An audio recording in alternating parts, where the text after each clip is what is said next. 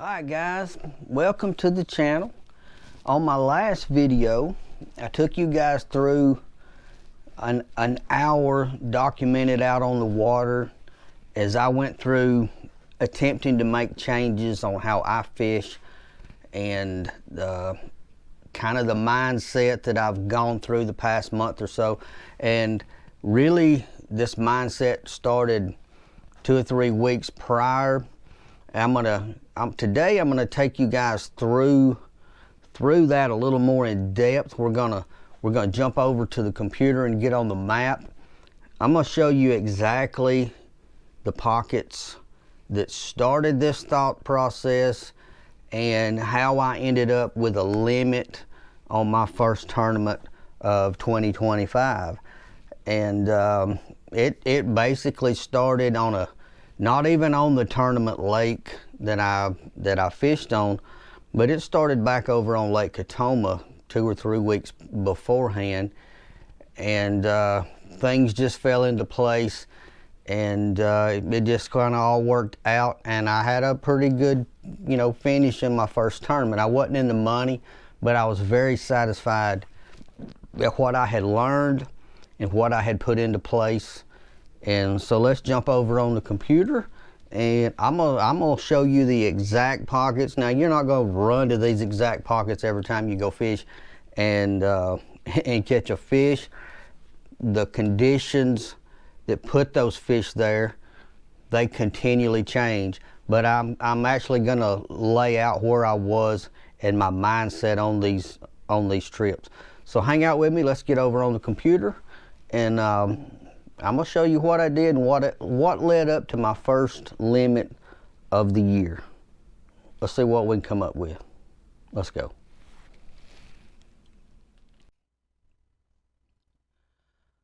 Alright guys, let's go over what started my whole mindset, my whole thought process leading up to my first limit of the year in a tournament. Let's go over here and get on the lake that I started with, or where this all started.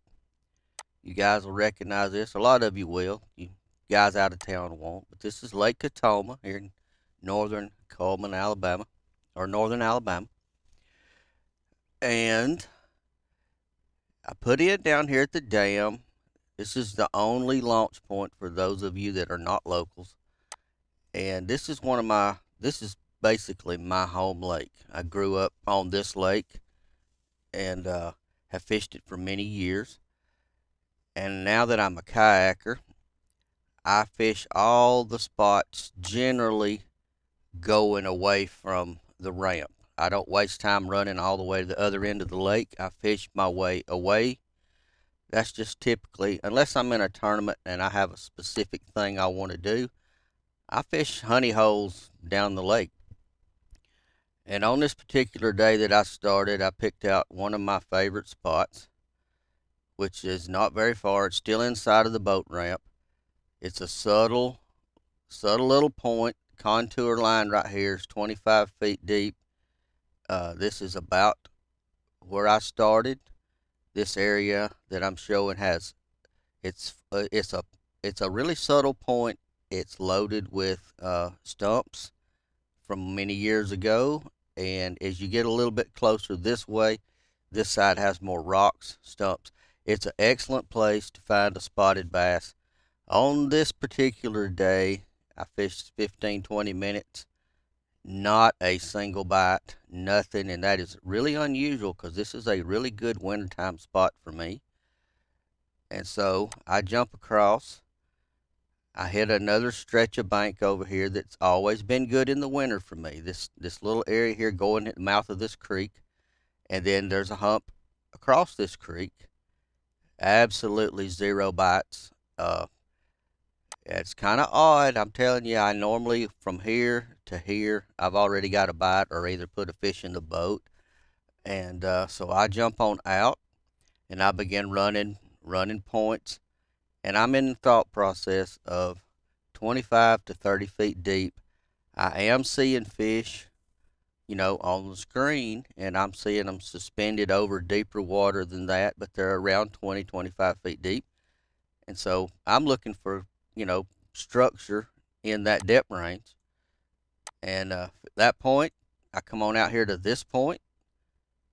Same deal. I know there's some stumps right in here off the edge of this point, almost almost going into the mouth of the pocket, but I stayed out deep. I threw up in here. I made a lot of fan casting. I checked most of these points going down the lake, staying in 25 feet of water. Not a single bite on this day. Jump across here. Another long, stumpy point. I checked it for a minute, and this is where I kind of gave up on my points. When you don't get a bite on any of these points that I've just shown on this lake, you got to go figure something else out. They're not doing that. So I skipped the rest of these made my way down to the bridge. You guys out of town, this will be the 157, Highway 157 bridge. The hospital will be up in here somewhere. Excuse me. And this is generally, if I'm on just a fun fishing day, this is my line in the sand. I'll come fish the bridge, all the pylons, the riprap, and I'll make my way back. Not a single bite. Had one crappie fisherman up here uh, fishing the pylons. He said he had a tough day, didn't have any fish in the boat. I come over and work the pylons on this side, the riprap. Not a single bite. Man, I'm starting to get discouraged. I'm heading on back down. I stop on this point. And I'm still in the mindset because I'm seeing fish deep. I'm still throwing in this 25-foot range. This line right here comes out 25 feet deep. And for whatever reason, I decided to pick up my jig and work my way back in this pocket. And in only 2 or 3 casts, I bow up on a really, really nice largemouth, probably 3, 4 pounds. I'm like, wow, I have been fishing deep around this whole lake. And the first time I get in an area and throw shallow, and you can see by this contour line here, it starts to really get shallow. And I know I was sitting in about 8 feet deep when I got bit, and I know my bait was probably in 5 or 6 feet deep where it got just smoked. It wasn't a subtle bite. It wasn't one of those lazy winter bites. He nearly took the rod out of my hand. And so I come on down. I said, man, we may be on to something. But the wind blew me up in here, and I kind of messed this area up. So I said, I'm going down, and I'm going to fish the rest of these pockets. They did not set up. I didn't feel like the other one did. I didn't see any fish along the way. I checked every little dip I got to before I got back to the ramp, and I got back, and there's one little honey hole down here before you really get into the riprap of the dam, and I thought I had one little bite here, but I wasn't sure, and that's basically how I ended that day. But the takeaway from this was the fact that I had got up shallow, and that's really all I knew at that point, and got bit on a jig, and it was a good solid fish. And so my day wasn't, I ended up no skunk. Very pleased with any day out in the winter that you get on the water and there's no skunk. So that stayed in the back of my mind. Moving forward on to next week, changed lakes, headed over to the big Duck River Reservoir. And once again, since I kind of had the whole deal on my mind, and I put in at this ramp down here at the dam, as I go across, I see some fish. Man, they're suspended in 15, 20 feet of water again. So that puts me in the the mindset of I need to fish deep. And so I go to running points. And I fish all these points all the way back here to this creek that comes in that's got several points. And nothing, absolutely nothing going on. Well, I was about to give up. no deep bites whatsoever. And I happened to see a little flicker of shad, and that's kind of odd. Our water's right around, at that time, was right around 49, 50 degrees. I don't normally see shad schooling up on top of the surface, at, but I saw some flicker. Next thing I knew, bass were schooling on them, and I run in and catch 2 or 3 small fish. And I had not seen any schooling fish in 2 or 3 weeks busting the surface of the water. This water just happened to be right, had food in it. Bass moved in, fed on the shad, and then when they were gone, man, they were gone. I head across. I'm checking these other pockets. I'm looking for more schooling fish. I'm looking for fish off these points. I stopped on this point right here. Drop shot, jig, crankbait, nothing's going on. And my days getting short. These winter days, I'm not out very long. I said, well, I'm gonna move up in here. I come past, there's a big flat right here. I come past it. I ease up in this pocket here. I know there's some standing trees. I know there's a rocky bank right here. It's kind of steep. Water was coming in. I get up in here, and literally, 1 or 2 casts, I get smoked again. Another good fish, just probably bigger than the one the week before up in this pocket.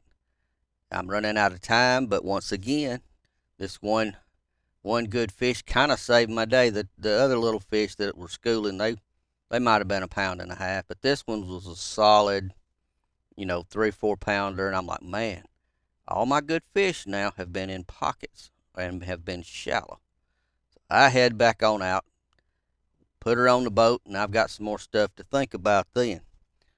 Next week, I know I've got a first tournament of the year coming up on this lake in a couple of weeks. I'm down to my one last day to fish, so I come back out to the lake, and I'm at the mindset now. I got to go fish some pockets. So I run in and I go to fishing these pockets up. This is Henderson Creek. I start and I go working these pockets, and I work all the way to the back of the lake. I'm headstrong at that point. I believe this is going to work. By the time I get to the back, I realize it's not working. So I've wasted a couple of hours really covering this whole deal right here. Wind's blowing, starting to get a little uncomfortable, so I'm heading on back in. And I got a couple of humps out here, out from the ramp. There's some rocks on this side. There's some humps out here, and then of course you got all your riprap on the dam. I wanted to hit a few of these places, but instead of putting on the ramp and taking out, I start hitting these places real quick. Wind's trying to blow me back to the ramp. I pull in and pick up my little crankbait. I knew I had to throw something I could work fast. I get up in this little pocket, and man, I absolutely got hammered by another big fish. Really nice fish, best one in 3 weeks. The wind is not letting me. Uh, I'm literally being bounced off the rocks. I've got to get out and get a picture of my fish. And so this is about to wind my day up here, which gave me even more to think about. So tournament day's coming up.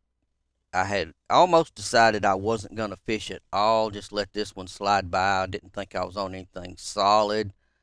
But as I study and ponder it, I got to thinking, when I was